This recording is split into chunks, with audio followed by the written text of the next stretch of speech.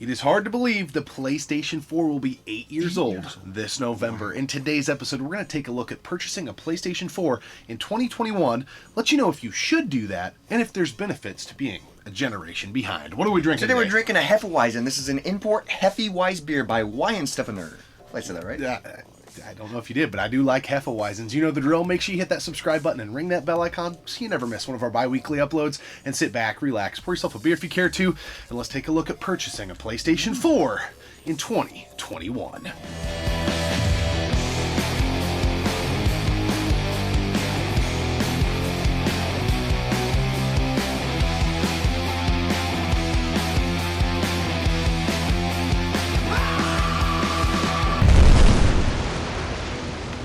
Hey, Sean from the Lair here, and you're watching Gaming Off the Grid. Now go away.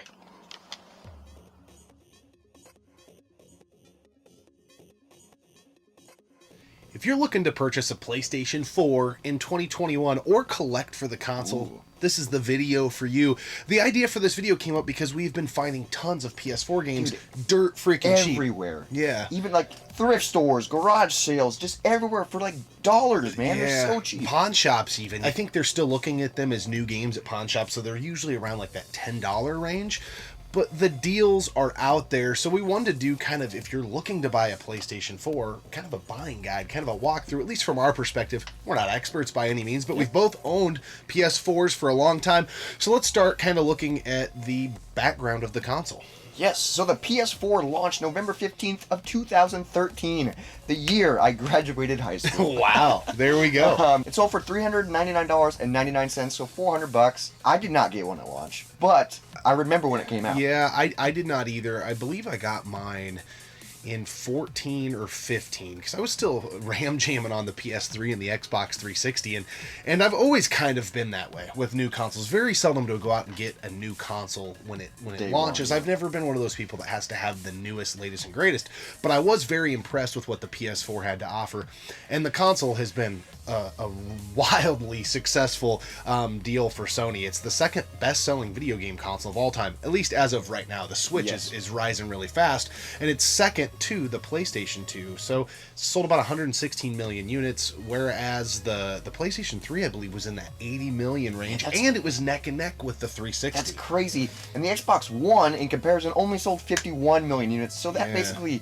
doubled it. Yeah, more than double, and it's really widened that gap from where, again, the prior generation, PS3 and Microsoft or Xbox 360 were neck and neck, and Sony really kind of landed with a flying elbow drop off the top rope, brother, and really did some amazing things from a commercial standpoint. It's a weird generation because you've got Microsoft and you've got Sony, and you've kind of got, two entries from Nintendo, depending on where you put them, but I think Gen 8, you still kind of put the Wii U and the Switch in there. They're both in there.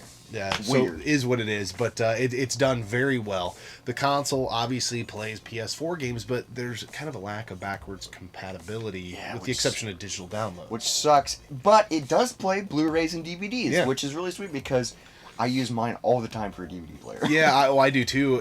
One thing that is weird, and I think it just may be a sign of the times, is I'm pretty sure the PS4 doesn't play CDs. Whoa. Which is unique. That is unique, but how... Who's using the PS4 to... Well, obviously nobody, but who wants to? Yeah, so a little bit of background on the console. Is it too early to have nostalgia for the console? I'm trying to think of like some of my favorite moments with the console. I know for me, a ton of time spent on the PS4 was in EA sanctioned tournaments playing Madden. That's kind of my biggest memory with the console, but there's been some great games along the way, but I don't see it get nostalgic yet. I don't know. But because I'm still using mine daily, I do remember when I bought this, because I bought this with my own money.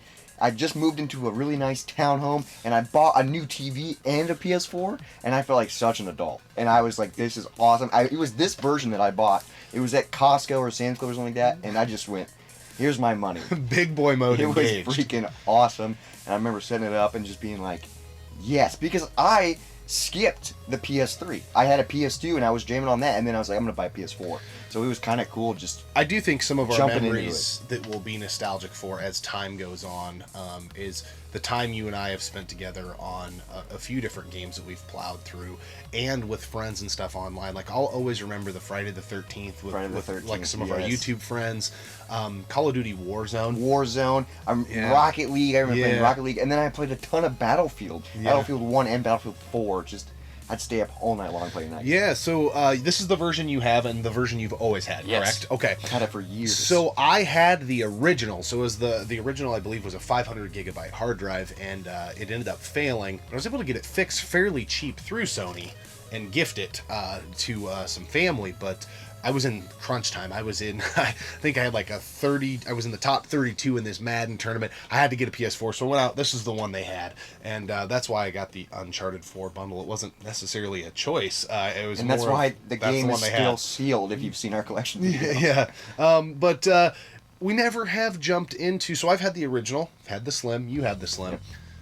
I've been on the fence a couple times about getting the Pro. Yes, because it's in 4K, right? Yeah, but I don't have a 4K TV. I don't have a 4K either. And my PS4 works just fine. Yeah. So there's no reason for me to get a Pro. Then again, kind of back to, I think we're both the same way. We're not the latest and greatest type of guys. Nope. So if it ain't broke, don't fix it type of deal. But I do believe when the PS4 Pro came out, they increased the hard drive size of, not only the PS4 Pro came out with a 1 terabyte hard drive, and I do think there's a 2 terabyte variant. Okay, that's pretty sweet. But the PS4 Slim, I believe, also had a variant at that point of a 1 terabyte hard drive. Mine's the 500 gig, which fills up so quick. Yeah. It fills up so quick. It's annoying. So, as far as accessories and stuff go, what do you maybe need to look for if you're out and about? Controllers are still really expensive. Yes, that's the only drawback. And they finally changed the form factor of the controller with the DualShock 4. Yes, which is nice, and I love the PS4 controller. It just feels so good. And then obviously the PS4 offers PlayStation VR, which is super cool, but I haven't gone down that road. I know a lot of people that have it, and I've played it, but I don't own it personally. I don't either. We got a good buddy that has it, so we've played around with it a little bit. But that uses the PlayStation camera and the PlayStation Move controllers and things like that. So those are some accessories you could pick up. Not necessarily essential if you're not looking for that VR experience, but it's crazy because you almost unlock another console kind of with the VR piece. But, I mean, I've played a lot of the VR games and they're fun, but I can only play it for 30 minutes. I get like motion sickness, and then I can't get it like fully fixed. It's blurry a lot of the time. Yeah. It could be because I don't know what I'm doing, but I think it's something to do with that. It's fun, but I think if you're jumping into the PS4 in 2021, I feel like all you really need is a controller and then an external hard drive. Definitely you need one of those because, like I said, mine is filled up, especially, dude, Warzone's such a big game. It is, and so with updates and certain games, and that's a great feature the PS4 has, is that you can put an external hard drive right into it and format it to the PS4. And, it's a really good deal if you have the PlayStation Online to get the monthly free games. Yeah, so you just download them, and maybe I don't play them right away, but I still have a full game. Yeah. So my digital download library is insane because they were all free. Yeah, almost even like the Pro hard drive size is not big enough. You need that external hard drive, so that would be a major accessory. And then as far as the camera and the Move controllers and blah blah blah, it's up to you if you want VR. Will we get the PSVR at some point? Yes, probably. But we're gonna wait till we find it really cheap someday, and then we'll dabble with it at that point. I wouldn't say it's an essential piece though to own. No, a PS4. If they started releasing light gun games for it, that would be. And I think there is a couple decent ones, but there hasn't been like that real surge into the light gun House realm. of the Dead game. Yeah, hey, that would definitely. Come on, Sony. One thing that gets overlooked and not talked about very much when I hear people talk about the PS4 is what you could do with the PlayStation Vita with the PlayStation 4. Yes, and so cool. I feel like Sony really shit the bed with not pushing that. They did, because if you don't know about it, they didn't really push it at all. Yeah. I only knew about it because you told me about it, and I was like, dude, that's such a cool thing. It's basically what the Switch was before it was released, Yeah, the remote play, and it makes it nice. I mean, some of your higher-end, higher-resolution games are going to struggle a little bit, but you can still play them. But yeah, and then some of the, the games that don't really require a ton of horsepower play very well when you use the remote play. So I don't know if it was just because the Vita wasn't doing well, so they didn't really push it, but it just almost felt like the PS4's little secret. Like, you had to be a hardcore fan to really know about that, I feel like. it sucks because a lot of people don't know about it, and I wish they would have pushed it because it's so cool. You can just do that. It is. So, I mean, obviously you got to have you play at PS4 and then the handheld, but it's still really cool that you can do it. It is badass. So, if you happen to get a PS4 and you find a Vita on the cheap, which is getting harder and harder to do, crazy. But you unlock kind of a Pandora's box of possibilities, if you will, with that. So those are the things we know of. I know there is some other things that they've done, like the PlayStation TV and things like that, but these are the things that we think are essential if you were to dive in and get a PS4. But I don't think the reason to get a PS4 in 2021 centers around any of this, because there's not really great deals out there yet, although people are starting to get rid of their consoles to get the PS5 and the Xbox Series X. I think the whole reason for one to maybe go out and jump in on the PS4 right now is because the software or the games are dirt freaking cheap. There's so many must-own games, and they're super cheap. And we're going to focus mostly on exclusives because, a lot of the multi-platform games, it's whatever, on everything. Pick your preference. If you've got, an Xbox One or whatever, you can play it there as well. But the ones we're going to talk about are some of our favorite exclusives that really move the needle. I think the Last of Us games. Now, Last of Us 1, yes, it was a PS3 game, but it's like the HD remaster, and then Last of Us 2. Which, oh my god, I haven't beat the second one yet, but the first one, if you haven't played The Last of Us, we find that game at almost every garage sale. It's like $1. It's such an amazing, beautiful game. Yeah, I would imagine the first one, even on price charting, I don't have it in front of me, but I'm guessing it's probably about a $10 game. A game that really just blew us away when it came out was the Spider-Man game. Oh yeah, and that game was beautiful. If I do ever get a Pro, that will be the console variant that I get. Dude, because it looks, dude. It's so cool. Doesn't Tell Us About Gaming have that? He might. I don't know for sure, but it's sexy. It's so sexy, and that game's really fun. I know the new one is on PS5 and on PS4, which they did. That's really weird. There's no reason to get a PS5 then.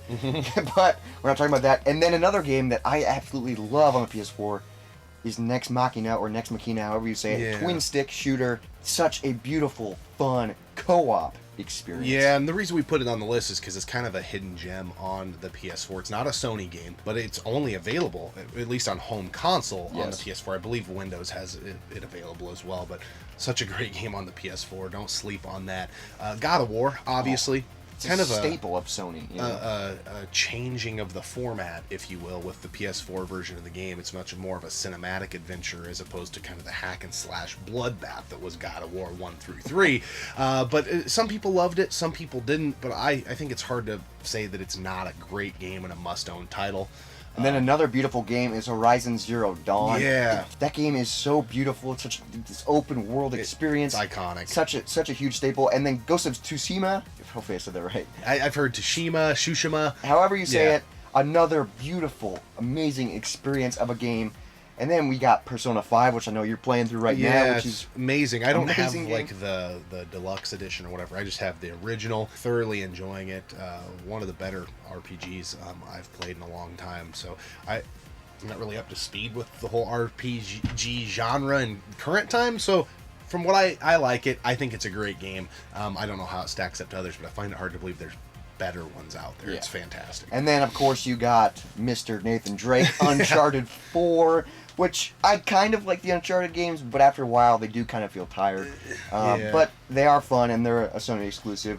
And then Detroit Becomes Human. Ooh, that's a really good game, and I haven't beat that one either, but that's on my bucket list of games I want to beat, because it's just such a cool game. And then a very difficult game, but an awesome game. Bloodborne, yes, dude, that game is really cool. We got on the cheap at a family video that was going out. Yeah, but $1. So tons of other exclusives for sure. These are just some of the needle movers for us. You can tell us in the comment section below what your favorite PS4 exclusive is.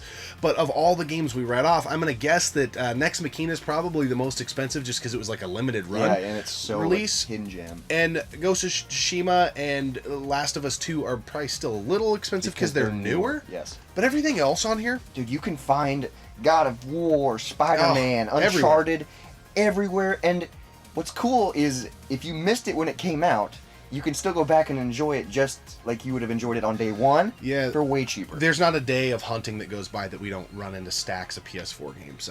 We were just at a thrift store the other day, seeing a whole run of them. I think they were all $6.99 a piece.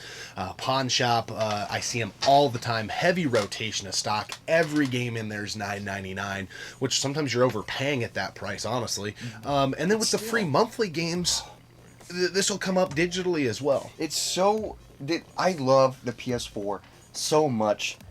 But now, let's look at the current market and the future of the console. What do you think is... I know it's not the newest generation. The PS5 is out now. But what do you think the future of the PS4 is going to be like?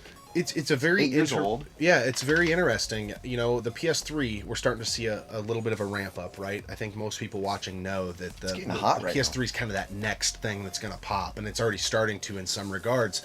You know, I'm curious to watch this generation and see how it goes, because is this generation just good in the moment, or what's the collector's value, because these games are so heavily reliant on day one patches, on internet updates and blah blah blah. When you get the actual game, it's almost like the disc is a digital download code. It basically is, because you can't put a game in for the PS4 and play it immediately. Yeah. It sucks and it's annoying.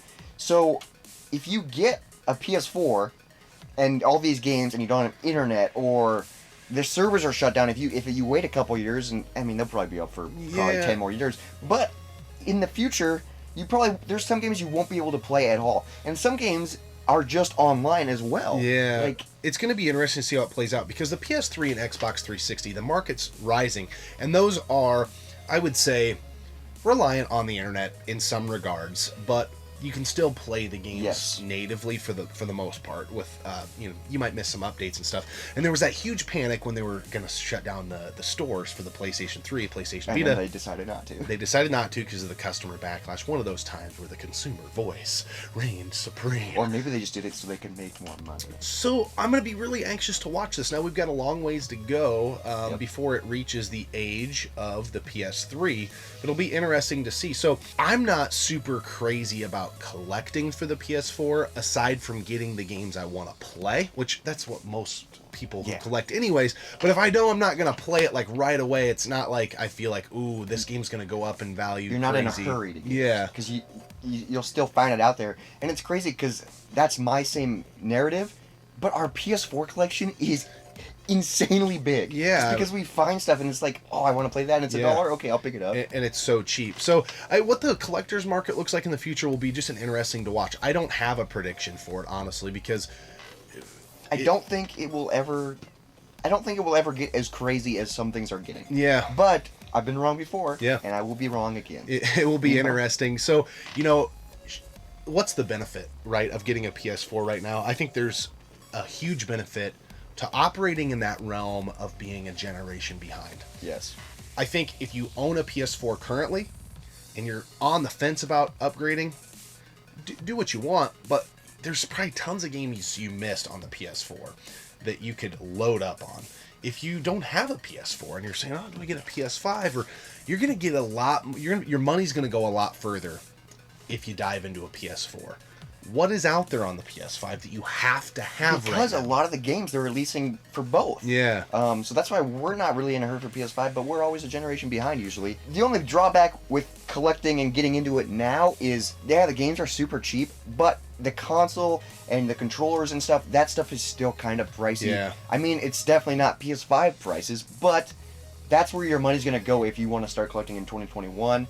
But if you drop the money on the console and the controller, you can get so many games for dirt cheap. And I do think we're a year... It kind of does this. 2-3 years out. Probably 3 years ago, I would say. We were finding PS3s in the wild at garage sales all the time. For like 10, 20, 30 bucks. And they all the time. Come with all the hookups, controllers. That's coming for the PS4. People are going to be getting rid of these consoles. So, patience. And I think there is great benefit. We've always operated in the realm of a generation behind. We are picking up more 360 PS3 games right now than we ever have that we've missed out on. Yep. Dirt cheap, and we're right kind of on the front doorstep of this generation of consoles, and this episode in particular, we're talking about the PS4 entering that state of its life cycle where it's for cheapskates. it's going to be just a run of the muck out there with so many good deals on games. Well, so the PS4 and Xbox One, and then the new generation, I'm never intrigued to buy a game day one because I know the next summer I'll find it for $1 and feel like an asshole that you spent the money. Yeah, so it's like I can go out and buy it for $60 or wait a year and then get it for $1, and it's the same experience. And I just feel like that's the common thing, because once the new thing comes out, everyone sells it, and that's just the trend. And dude, I can't emphasize enough, the games are so cheap right now. Yeah, so cheap. It's crazy. And so they're just gonna get cheaper, I feel like. We love our PS4. I don't know what the outlook looks like as far as the collectability, and if you're looking at this and wanting some investment advice, I don't necessarily see a huge spike coming down the pipe. If we do, we'll make a video on it. But if you're just wanting to play games, here either now, right after you watch this video, or over the next few years, it is just ripe for the picking to get in on the PlayStation 4 right now. So we got this Weistefon. I think I got it right. Wow, that was a lot better than what I tried saying earlier. Just shoot from the hip there. Hefeweizen beer. Hefeweizen beer. Yeah, this is from one of the oldest breweries in the world. Yes, this is so cool. Brewed in Bavaria, Germany since 1040. Yeah, wow. Bavaria. I don't even remember that year, but I'm sure it was a great time. And you guys have, if you know your Hefeweizens, you've heard Bavarian wheat thrown around. So this beer is legendary. It's a fun beer to be able to cover on the channel because Bavarian wheats, Hefeweizen's one of our favorite beers. Yeah. We both are singing off the same sheet of music there. You want to be slow when you're pouring a Hefeweizen. I don't know if you've seen the pour footage yet, but you want to be very slow because they will run away on you with a head that gets out of control very quick. Also, when you pour these, you want to get down to maybe the last little bit of this and shake it and swirl it around. You probably noticed when I was doing that, I was shaking mine and then poured it in, because that's all the yeast. Shake, because it's going to get frothy. You want to swirl it because all the yeast settles in these beers down to the bottom. If it's a good one, and you get this, you hold it up to the light, and the camera won't be able to pick it up. But you get like this tornado or this cone that settles down the middle of the glass, and that's when you'll know you've poured a good Hefeweizen right. There's a lot of Hefeweizens that come out in the States that are overly filtered, and that process, they throw it out the window because it's not there. It's just kind of a more filtered Bavarian styled wheat beer as opposed to a true Hefe. And I love that little bottom chunks. It just it brings out so much flavor. It does. You really get the clove and all that in there. Hefeweizens, and this beer, I was nervous because it's hard to find a good Hefeweizen, but then I wasn't nervous because I realized it was an import from the oldest brewery ever, so I was like, this is probably going to be really good, and it's a really good Hefeweizen. And if you want a good Hefeweizen, why not go back to the oldest brewery that's been ever making them? Yeah, they know what they're doing. Yeah. Generations of Hefeweizens. This beer is so good. Hefeweizens are such a good summer beer. They're fantastic. So German beer fans, pick this up. This should be available almost worldwide. I know it's readily available in our area. If you're across the pond, I'm guessing it is in your area as well, as it's brewed over in Germany. But a very good Hefeweizen, a staple. Most beer fans have probably had this before, but we're like, you know what? That would be a fun one to do on the channel. There is a German pub downtown where we have got this many a time. So this isn't our first rodeo, but it is a top shelf Hefeweizen, and as you already mentioned, those can be kind of tough to find. A+ beer, A+ console. A+ console, dude. I absolutely love the PS4. I use it. It's my home entertainment. I use it for freaking Netflix, movies, gaming. Like, it's just what I use for everything. The controller feels great. Games are dirt cheap. It can be the brain of the living room. It really can. Just right in the center. It can do everything. It only does everything. I mean, except play CD. Yeah. So. But guys, if you haven't got in on the PS4, it's time. It is time. You're gonna start finding good deals. Don't overpay. Be patient. Get out there.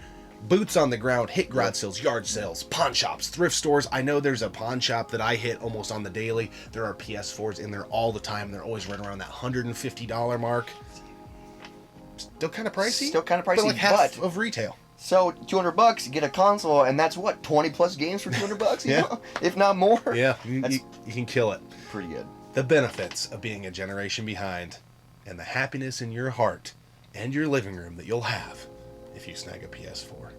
We always appreciate you tuning in and subscribing to the channel. We'll see you next time, right here on Gaming Off the Grid. Boom. We got it. The world's oldest brewery. 10:40 a.m. Toast to the Heffy. In memoriam. What are we drinking Today we're drinking an import Hefeweizen. This is a Hefeweizen beer by Weinstefener. I don't know how to say that. What's that again? Weinstefener. All right, but I love Hefeweizens.